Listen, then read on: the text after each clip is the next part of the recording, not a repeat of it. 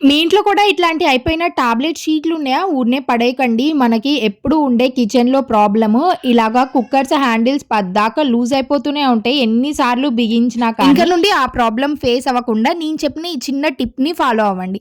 ఇట్లాంటి అయిపోయిన tablet sheets ఇవి ప్లాస్టిక్‌వి కాదు. అల్యూమినియం షీట్స్ వస్తాయన్నమాట. వీటిని తీసుకొని ఒక చిన్న పీస్‌ని కట్ చేసుకోండి. దానికి హోల్ పెట్టుకోవాలి. నేను చూపించినట్లుగా ఒక మూలన ఒక చిన్నది తీసుకోండి సరిపోతుంది.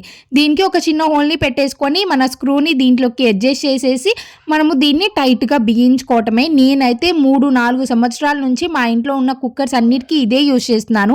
ఇది తర్వాత వాడేటప్పుడు కాలిపోయిద్దా? కరిగిపోయిద్దా? ఇలాంటి క్వెషన్స్ ఏమి మీరు డౌట్ పడాల్సిన అవసరం లేదు. ఇది ఏమి కదలదు, చెదరదు. అట్లాగే ఉంటుంది.